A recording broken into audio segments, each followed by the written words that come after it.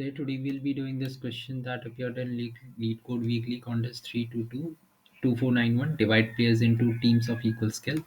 And the question statement is you are given a positive integer array skill of even length n, where skill of I denotes the skill of the ith player.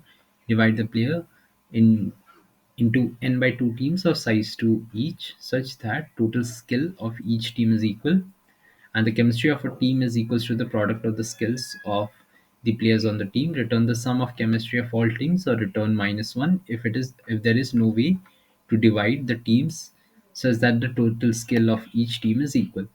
Now let's understand this question. So this is a pretty simple question by the statement itself. So all you have here is 3251 and 34, and they have said that we need to divide them in such a way such that all the pairs sums are equal and they are divided in the teams of two. So for this statement right here, we are dividing them in these pairs of their summation equals to 6. If you see, this is the summation, and if we can divide them in such a manner of team size 2, then we just add the product of all of these and we get the answer, and that is what we have to return. And now how to do it, let's see that first. So let's just do one thing. Let's just sort this array and you'll automatically get the intuition. So when we are when we have just sorted it, if you see that the maximum team size can be what? It can be 6 only at max. See, at first you see that we obviously have to pair some of the elements, right? We obviously have to pair some of the elements for this. So what can we have? We can just pair the smallest one with the highest one. And why can we do so? Let's just see that. Why not pair 4 and 5 together? See, if you pair 4 and 5 together, is there a way to actually get more nines here? Obviously, there will be less chances of getting 9, right? If you just pair up the smallest and the largest guy, you will see that there is a possibility of forming 6. If there is a possibility of forming 6, when in sorted order, each of them will actually form the value 6. And this is how you get the answer. All you have to do is just sort the array. After sorting the array, you make sure you just maintain the first pair. That means the first pair sums up to the value 6. Now, if in any case, let's just say here there is no 4, there is 5. So in any case, if you do not find the value to be 6 for all the pairs, you just return a -1, because when you come on to this 5 and this 2 right here, you'll see their summation comes up to be 7, which is not equals to 6. You just return a -1 in that case. But if not, what are you going to do? You're going to just go at each indexes at every point.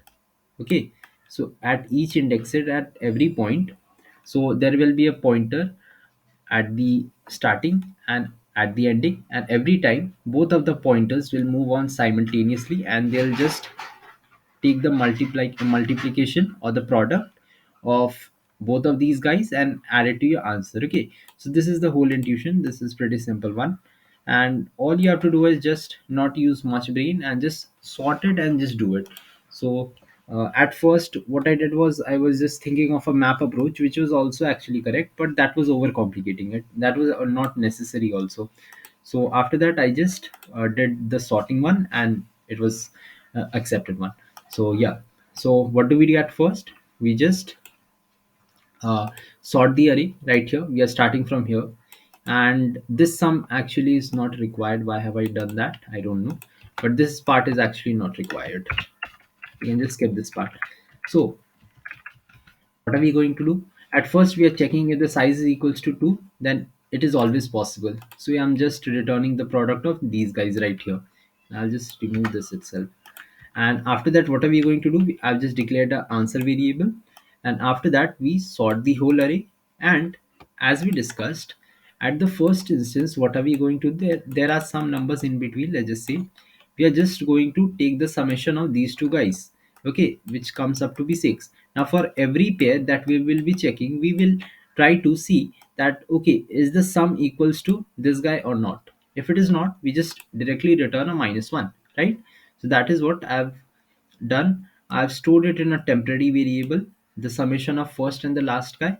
And whenever I'm moving my pointer in between, let's just say there are these elements. Now I have moved my pointer to this one and this one. I will add these two values, that is, let's just say x and y. I will add up these two guys, and I will see that is it equals to the temporary variable that we had, that is storing the 5 plus 1 6. And if not, we just return a -1. Otherwise, what are we going to do? As said in the question, they have said that all you have to do is multiply both of the pairs and keep adding them.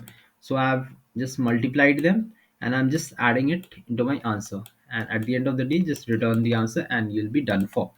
And this code is accepted, and the time complexity comes out to be n log n. And yeah, that's it for this one. If you didn't understand this, please do like and subscribe, and yeah, thank you for watching. And the code link will also